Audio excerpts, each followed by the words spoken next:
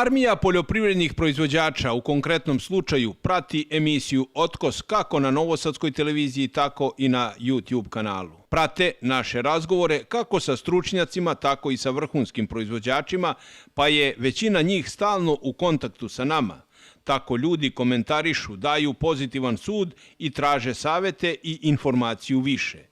Jedan u moru mnogobrojnih komentara ticao se hibrida kukuruza najnovije generacije sa oznakom NS, NS3000 i NS3006, pa smo zato otišli do Instituta za ratarstvo i povrtarstvo iz Novog Sada, do doktora Gorana Bekavca i donosimo tim povodom kvalitetan razgovor koji će još više približiti kvalitet i karakteristike pomenutih hibrida kukuruza.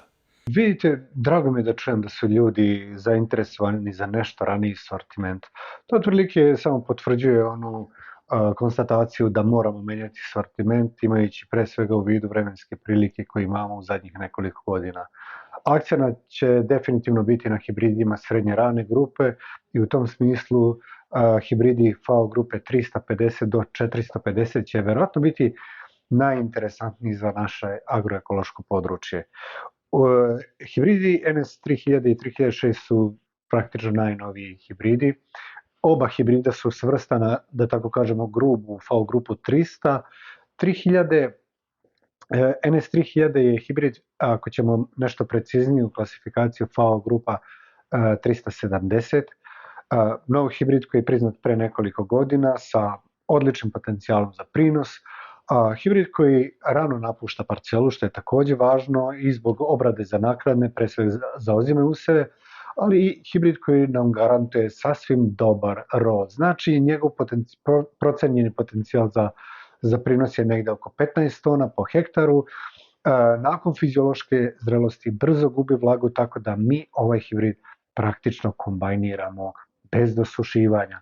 Mislim da je u uslovima energetske krize i u uslovima kada su energenti toliko skupi da svaki procenat vlage mnogo znači u krajnjoj dobiti po jedinici površine, moramo i o tome voditi računa i upravo hibridi FAO grupe 300 su možda i najbolji odgovor. Razlika između ova dva hibrida, razlike su jako male. Možda je 3006 za nijansu nešto raniji, ali je recimo interesantno to što ima za nijansu viši potencijal za prinos. Njegov potencijal za prinos se kreće do negde 16 tona po hektaru. I ovaj hibrid recimo se seje na nešto ozbiljniju gustinu, u zavisnosti naravno od kvaliteta parcele, se na nekih 73 do čak 78.000 biljaka po hektaru i kao i prethodni hibrid ostvaruje odlične prinose sa niskom vlagom. Još jedna razlika postoji između ova dva hibrida, a to je čisto administrativne prirode. Naime, hibrid NS3006 se nalazi u sortnoj komisiji Evropske unije u priznavanju, tako da očekujemo da će on u toku sledeće godine i biti registrovan. Svi hibridi, verujte, pogotovo hibridi najnovije generacije, jako pozitivno reaguju na agrotehničke operacije. Pre svega mislimo na mineralnu ishranu, pošto najnoviji sortiment u suštini je i najprinosniji, ali naravno zahteva i nešto bolje uslove proizvodnje. Znači, ako hoćemo da postignemo maksimum, mi moramo imati nekoliko stvari u vidu. Prvo, obrada zemljišta koja mora biti na najvišem mogućem nivou. Ako krenemo od osnovne obrade, ona bi trebala da bude završena u jesen. U jesenjem periodu da apliciramo fosforna i kalijumova đubriva i azotna đubriva u onih 30 do 40% od planirane količine, a ostatak azota u predsetvenoj pripremi. Sledeća stvar na koju moramo jako voditi računa, to jeste kako ćemo krenuti sa vegetacijom. Znači, molim vas, pred nama je setva. Setvu moramo obaviti na najkvalitetniji mogući način, zato što je broj, ali ne samo broj, nego i raspored biljaka na parceli jako važan. Optimalan raspored bi bio kružni, tako da svaka biljka svoj životni ili vegetacioni prostor ima u obliku kruga. I to postižemo odgovarajućim rasporedom biljaka u redu. Da bi dobili zadat raspored biljaka u redu, bez obzira na kvalitet sejalice, naravno kolege koje se bave mehanizacijom kažu da najnovije sejalice obezbeđuju veće brzine kretanja agregata, ali treba neko imati u vidu da setvu treba obaviti polako i pažljivo. Još jedna stvar na koju moramo voditi računa je svakako dubina setve. Molim vas još jednom, teži tipovi zemljišta 5 cm, lakši tipovi zemljišta 7 cm. Naravno da je samo ovo jedno od pitanja za doktora Gorana Bekavca. A kad smo unutra, onda nikad ne propustamo priliku da razvijemo priču o najaktuelnijoj temi predstojećoj setvi kukuruza.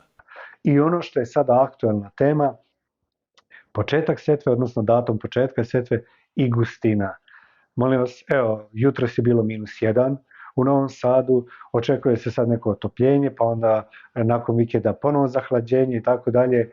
Držimo se onoga da moment setve određuje stanje na parceli, a to znači kada se setveni sloj ugreje na nekih 10 stepeni Celzijusa. To ćemo verovatno imati negde prve nedelje ili eventualno tu negde oko 10. aprila. Sve zavisi od vremenskih prilika, tako. I naravno, ono što smo već rekli, gustina setve.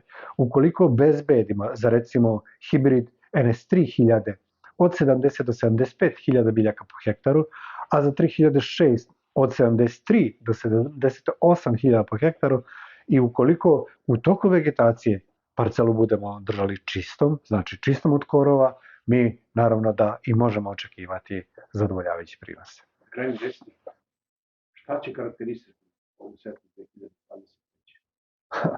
Ovo je, verujte, najteže pitanje. Ja se bojim da bi ova godina mogla biti prilično teška po pitanju vremenskih prilika, odnosno da nam vremenske prilike baš i neće biti naklonjene. Evo, vidjeli smo da smo imali zimu koja je bila veoma oskudna po pitanju padavina, imali smo februar koji je u proseku doneo 5 mm padavina, recimo Novi Sad je dobio svega 5 mm, ako se ne varam. Imamo mart koji je nešto izdašniji, april koji je nešto izdašniji, ali kako će sve to biti do kraja vegetacije, zaista niko u ovom momentu ne može da odgovori. Mi samo treba da učinimo sve da kada vremenske prilike dozvole, da krenemo sa setvom i da je završimo što je pre moguće. Na taj način ćemo obezbediti da većina hibrida prođe generativnu fazu pre sredine jula, pre 20. jula, kada i nastupaju one najveće vrućine, najviše temperature vazduha, i to je period godine kada po pravilu imamo i najmanje padavina. Sve je naravno, mnogo toga je u našim rukama, u rukama poljoprivrednika, zato se treba dobro organizovati i uraditi sve ono što je do nas na najbolji mogući način. Ostalo, verujte, zavisi od vremenskih prilika, nama ostaje samo da se nadamo da će nam biti naklonjene. Kad krenuti setvu? Setvu ni u kom slučaju ne forsirati sada po ovom hladnom vremenu, ne možemo dobiti ništa. Čak i parcele koje su dovoljno suve da može da se seje, naša preporuka je ne sejati kada je hladno zemljište, od tako rane setve nemamo ništa, ali kada se zemljište na toj dubini od 5 do 7 cm ugreje na 10 stepeni Celzijusa, to je moment kada treba početi sa setvom. Mi procenjujemo da bi to moglo da bude recimo prva nedelja aprila, eventualno 10. aprila. Dobro je što u našoj semenskoj kući spremno dočekuju predstojeću setvu kukuruza. Nama drago što smo u stalnoj komunikaciji i što na ovaj način putem otkosa doprinosimo boljoj setvi pre svega. I naravno želimo da izađemo u susret svakom gledaocu koji je uz otkos i sa otkosom. Hvala doktoru Goranu Bekavcu na posvećenom vremenu, a vas pozivamo da nam i dalje pišete, da komentarišete, da tražite bilo koju vrstu saveta ili informacije za ono što za vas predstavlja nepoznanicu. A mi ćemo doneti odgovor na svako pitanje i sa time otkloniti bilo koju vašu nedoumicu.